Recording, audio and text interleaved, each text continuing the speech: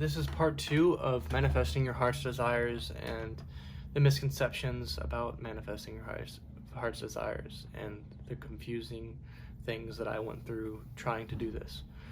Because at the beginning, when I tried to manifest things and manifest my heart's desires, I was almost trying to control my thoughts, control my reality, trying to quiet my mind as much as possible. And coming from that space of control is not very high vibrational sometimes, or at all, and it's not going to manifest the right outcomes or the right things in your life, or the most high vibrational things in your life. And also noticing that my heart's desires aren't something that are always in the realm of where my thoughts are. So like sometimes I won't know my heart's desires every time, and that's great because you need surprises in your life. And sometimes you never know that you wanted something until it comes to you. Like it's like almost if I'd ever wanted a relationship or never knew I needed a relationship to fulfill my heart's desires, but then a relationship comes into my life and I'm like, oh, that's really expanding my heart a lot and really manifesting great things in my life. But yeah. Also, if you have blocks in yourself, mental blocks in yourself, and blocked emotions and things, it's going to make it harder for you to manifest your heart's desires.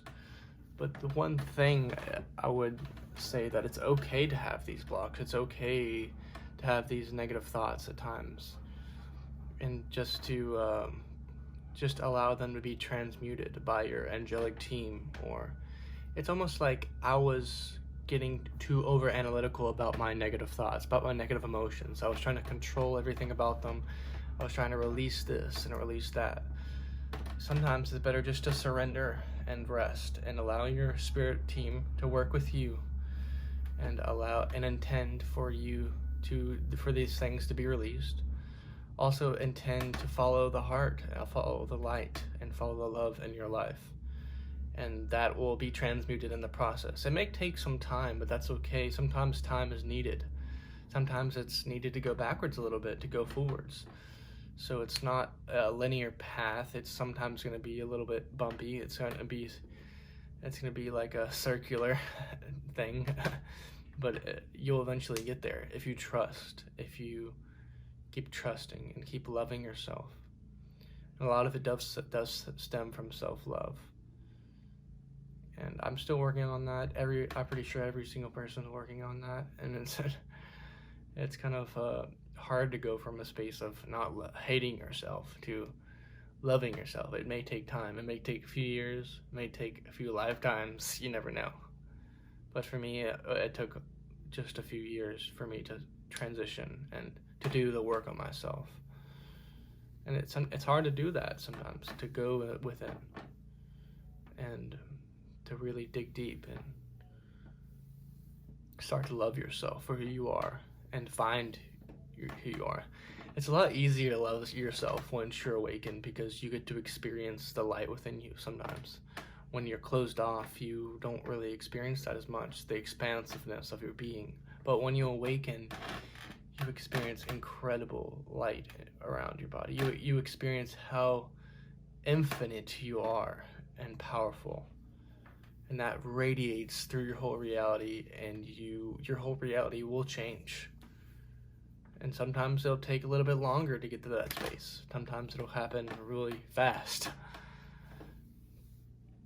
But that's what I was going to talk about with this. A lot of it is letting go and allowing yourself to believe things. Like, you don't need to go here, search outside of yourself, search here, search there. Sometimes just sitting there is really, really important and valued for your time to find inner peace. You don't need to keep going out and doing things. The most productive thing for me I've found in my life is sitting there and meditating. That has been the most productive thing that I've ever done, because it's changed my life. It's allowed me to love myself and to be proud of myself and to create things in my reality that I've never even known were possible. And I used to think you either have it or you don't, but that's not true. You can grow into something that's beautiful. So if I don't have it at this point, that doesn't mean that you'll never have it. That's what a lot of young people are struggling with.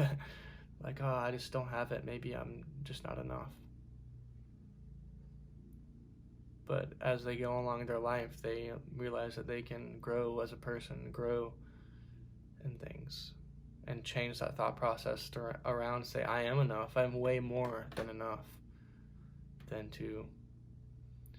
I'm way more than those little thoughts that we're saying, oh, I'm not enough. Those are they're just really nothing, honestly. Because when you tap into this energy, this high vibrational energy, those thoughts just kind of waste away easily. So effortlessly. It's incredible. Thanks for listening to me. This was really awesome for me to be able to express this on camera.